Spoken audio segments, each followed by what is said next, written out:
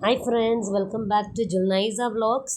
അപ്പം എല്ലാവരും channel support ചെയ്യണം. ഇന്ന് നമ്മൾ ഉണ്ടാക്കാൻ പോകുന്ന നല്ല ഒന്നാന്തരം ഒരു ഒറിയോ ക്രീം കേക്ക് റെസിപ്പിയാണ്. അപ്പോൾ ഇതിന് വേണ്ടിയത് 20 ഒറിയോ ബിസ്ക്കറ്റ്സ്, അതിൻ്റെ ക്രീം സെപ്പറേറ്റ് ചെയ്തെടുക്കണം നമ്മൾ. ഇപ്പോൾ 20 ക്രീം ബിസ്ക്കറ്റും ഇതിനകത്തുനിന്ന് ക്രീം നമ്മൾ സെപ്പറേറ്റ് ചെയ്തെടുത്തതിന് ശേഷം സെപ്പറേറ്റ് ആയിട്ട് വെക്കും. ആ ബിസ്ക്കറ്റ് മാത്രം നല്ല രീതിയിൽ മിക്സിയിൽ പൊടിച്ചെടുക്കണം, നല്ല ഫൈൻ പൗഡറായിട്ട് പൊടിച്ചെടുക്കണം.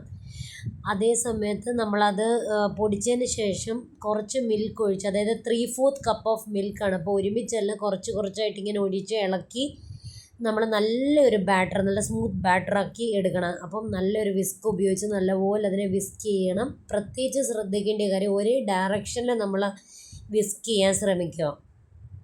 വിസ്ക് ചെയ്തതിന് ശേഷം നമ്മുടെ കേക്ക് പാനിലേക്ക് നമ്മൾ ബട്ടർ പേപ്പർ ഇട്ട് ശരിക്ക് ഗ്രീസ് ചെയ്തതിന് ശേഷം നമ്മൾ അതിനകത്തോട്ട് നമ്മുടെ ഈ ബാറ്റർ പോർ ചെയ്ത് കൊടുക്കും. അപ്പോൾ ഞാൻ ഒഴിക്കുമ്പോൾ നിങ്ങൾക്ക് കാണാം ആ കൺസിസ്റ്റൻസിയിലായിരിക്കണം. എന്നിട്ട് നല്ല രീതിക്ക് പോർ ചെയ്തതിന് ശേഷം നമ്മൾ ഇതിനെ ഒരു കുക്കറിലും ഇല്ലെങ്കിൽ നമ്മുടെ പാനിലും, നോർമൽ പാനിലും നമുക്കിത് ഉണ്ടാക്കിയെടുക്കാം. ഇപ്പം ഞാനിവിടെ ഉണ്ടാക്കുന്ന കുക്കറിലാണ്. കുക്കർ നേരത്തെ ഒരു 15 to 20 മിനിറ്റ്സ് പ്രീ ഹീറ്റ് ചെയ്തതിന് ശേഷം ഈ കേക്കിൻ്റെ ബാറ്റർ നമ്മൾ അതിലേക്ക് വെച്ച് കൊടുക്കുക. അപ്പം ലാസ്റ്റ് മൂമെൻറ്റിൽ, അപ്പം നമ്മുടെ കുക്കർ ഹീറ്റ് ആയതിന് ശേഷം നമ്മൾ ഇതിനകത്ത് ബേക്കിംഗ് പൗഡർ 1/4 ടീസ്പൂൺ ചേർത്ത് കൊടുക്കണം. അതില്ലെങ്കിൽ നമുക്കൊരു ഈനോടെ സാച്ചറ്റ് ചേർത്ത് കൊടുക്കാം. നല്ലപോലെ മിക്സ് ചെയ്തിട്ട് അതിനകത്ത് വെക്കുക. നമ്മുടെ കേക്ക് ഇപ്പോൾ റെഡി ആയിട്ടുണ്ട്. നിങ്ങൾക്ക് കാണാൻ നല്ല സൂപ്പർ സോഫ്റ്റ് ആയിട്ടുണ്ട്. ഈ സമയം കൊണ്ട് നമുക്ക് ഈ ക്രീമിനെ നല്ലപോലെ ഒന്ന് ബീറ്റ് ചെയ്തെടുക്കണം. അപ്പം നല്ലപോലെ സ്പൂൺ വെച്ചൊന്ന് വിസ്ക് ചെയ്തെടുത്താൽ മതി. അപ്പം ഞാൻ ഇതിനകത്ത് 2 to 3 ടീസ്പൂൺ പാൽ ചേർത്തിട്ടുണ്ട്, അത്ര ഒരു സോഫ്റ്റ്നെസ് കിട്ടാൻ വേണ്ടി. നല്ല സ്മൂത്താക്കി എടുത്തതിന് ശേഷം നമ്മുടെ ഈ കേക്ക് നല്ലപോലെ തണുത്തതിന് ശേഷം ഇതിനെ 2ആയിട്ട് കട്ട് ചെയ്യണം. 2 സ്ലൈസസ് ആക്കി മാറ്റുക. സെൻറ്ററിൽ നിന്ന് കട്ട് ചെയ്ത് അതിൻ്റെ കേക്കിൻ്റെ സൈഡിലുള്ള അൺഈവൻ എഡ്ജസൊക്കെ നമുക്ക് കട്ട് ചെയ്ത് മാറ്റാം. ഇപ്പോൾ വീട്ടിലാണെങ്കിൽ ഇതിൻ്റെ ആവശ്യമില്ല. പിന്നെ സെൻറ്ററിൽ നമ്മളിത് നല്ലപോലെ കട്ട് ചെയ്തെടുത്തിട്ട് ഇതിൻ്റെ മണ്ടേ നമ്മൾ ആ ക്രീം ഒഴിച്ചു കൊടുക്കണം. നമ്മളിപ്പം നല്ലപോലെ വിസ്ക് ചെയ്ത് വെച്ചിരിക്കുന്ന ക്രീം നമ്മൾ ഈ സെൻറ്റർ ഓഫ് ദ കേക്കിൽ നമ്മൾ ഒഴിച്ചു കൊടുക്കണം. അപ്പം നമ്മുടെ പിക്ചറിൽ കാണാം നല്ലപോലെ നമ്മുടെ കേക്ക് പാനിൽ നിന്ന് വിട്ട് വന്നിട്ടുണ്ട്.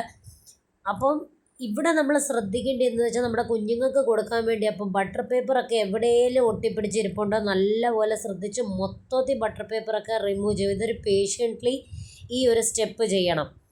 അപ്പം ബട്ടർ പേപ്പർ എല്ലാം റിമൂവ് ചെയ്ത് മാറ്റുക. വളരെ ഈസി റെസിപ്പിയാണ് ഫ്രണ്ട്സ്. ഇത് നിങ്ങൾക്ക് വീട്ടിൽ എല്ലാ ദിവസവും വേണമെങ്കിലും ട്രൈ ചെയ്യാം. കാരണം കുഞ്ഞുങ്ങൾക്ക് നമ്മൾ ഒരു സ്ലൈസ് ഓഫ് പേസ്ട്രി വാങ്ങിച്ചു കൊടുക്കണമെങ്കിൽ തന്നെ 60 രൂപയാവും. ഇത് അത്രയും രൂപയ്ക്കകത്ത് തന്നെ നമ്മുടെ മൊത്തം കേക്ക് റെഡിയായി കഴിഞ്ഞു. ഇപ്പം ഞാൻ സെപ്പറേറ്റ് ചെയ്ത് സ്ലൈസ് ചെയ്ത് കാണിച്ചു. ഇതിനകത്തേക്ക് നിങ്ങൾക്ക് ഞാൻ പറഞ്ഞ പോലെ തന്നെ നമ്മുടെ ക്രീം അപ്ലൈ ചെയ്യുക.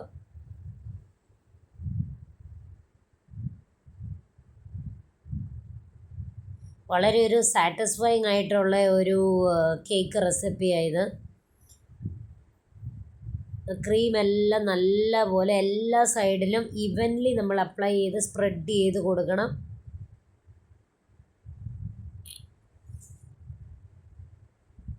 അതിന് ശേഷം നമ്മുടെ കേക്കിൻ്റെ സ്ലൈസ് മുകളിൽ വെച്ചിട്ട് ചോക്ലേറ്റ് ഗനാഷും പിന്നെ ടൂട്ടി ഫ്രൂട്ടിയോ സ്പ്രിങ്ക്ലേഴ്സോ വെച്ച് ഡെക്കറേറ്റ് ചെയ്യാം. That's it. Thanks for watching.